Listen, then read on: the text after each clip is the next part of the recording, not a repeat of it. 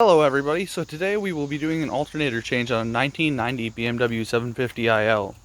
As you can see, our alternator is tucked all the way down there, and we'll show you the step-by-step procedure on doing that today. As you can see, Natalie over there is removing the air box so that we can get to the radiator and remove the radiator because it requires radiator removement to get to that alternator. So if you watch us, you will know how to do this.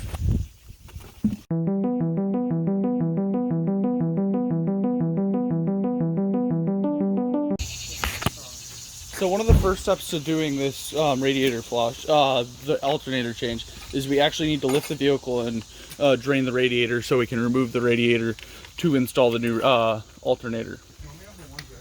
A shroud for the fan into the radiator, and what that does is it unclips it from up here, and then down there, Natalie actually disconnected little tabs down there, and she's going to show you real quick. You can see them. Right here, there's a little tab right there, and there's another one on this side, right there. So we also have to remove these little lines right here. I believe these go back to the transmission cooler lines. So I've got this one, and then also the one down below. The top one is your hot line, and the bottom one is your cold line, because it's gone through your radiator and cooled down. It's similar to how your upper radiator and lower radiator hose work.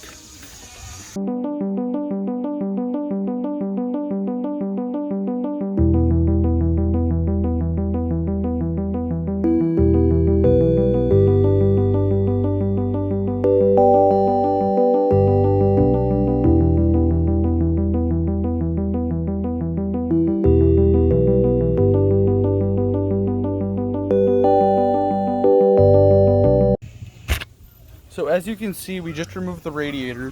What we had to do is we had to remove the two trans lines. That bottom trans line was a little in the way. And now what we have to do is we have to remove this fan right here so we can get access to the alternator itself. And then it should be smooth sailing for the replacement.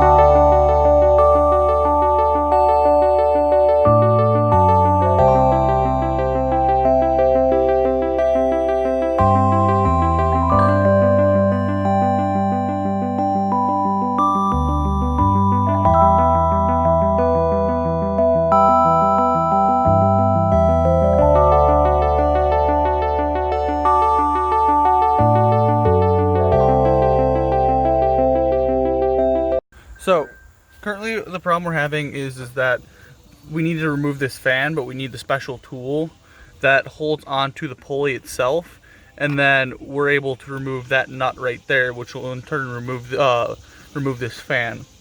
So the next thing I'm going to do so we can get the alternator out is we need to remove this this hose right here for the water outlet, and then we also need to remove this distributor cap right here. So that's what we will work on next until we get that tool. As you can see, I have just removed the cover right here for the distributor cap. So now we can get this out of the way, and we can continue on to our next step. And that is the inside of the distributor, and that's the cap. I just found this in the engine bay of the 750. As you can see, somebody decided that they were going to block off this hose And then it looks like it just ripped off because of age due to how crummy that hose is. So we are going to replace that and make sure it is in perfect condition again. So as you can see, we just took the fan off. Right here you can see this is actually a right-handed thread. The reason that it is so that when the engine is rotating, it actually tightens the fan itself so it doesn't come free. It's to help itself not become loose and stay tight to the engine. It's a really good idea. So we had a problem where our power cable to the alternator was corroded, and due to that we had to replace it, and now we have a new splice in place that is now connected to the alternator, which will hopefully make a better charging system and reduce the amount of problems that we have in the vehicle. Right now we are currently putting the alternator back into place, and it should be done soon.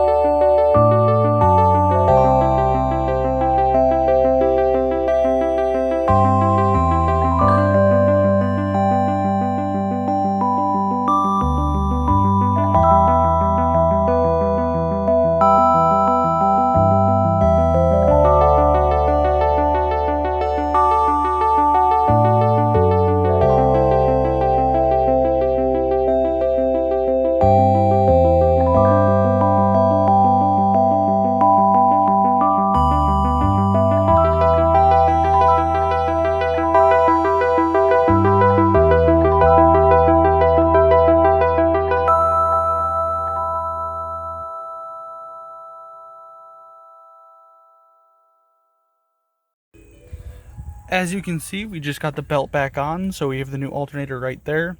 And you can also see that we replaced all the basically all the bolts on here. So you've got a new bolt right there, and then there's also one down here, because the old one actually snapped off inside the power steering pump.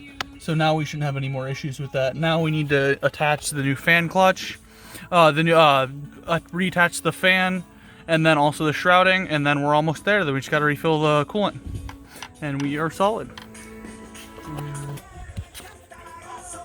As you can see, we just hooked up all the mass airflows and everything. We got the upper radiator hose in and whatnot, and we're all hooked up on both sides.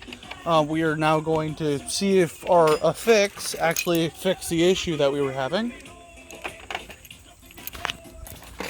We gotta first connect the battery though. That would help. Just a little bit. Just a tad bit.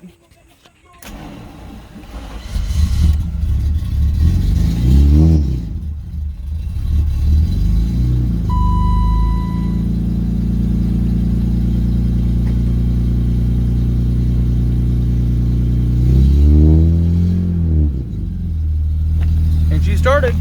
So what we're doing right now is we're going to check the voltage of the output of the alternator at the battery. I've got other leads in the thing we want to. So that's checking to make sure that the meter reads correctly. So we are charging at 14 volts, which is 1 volt higher than we were before. So that's really great news. Yeah, I like the look of that. Same. So this is looking good so far. Now we just gotta let it warm up. Right now I'm draining the bleeding the coolant system. I'm just using normal water right now. We can flush it later. And if this goes well, we're gonna take it out on the street when it warms up and see if we can get above 4,000 RPMs again. That's the goal.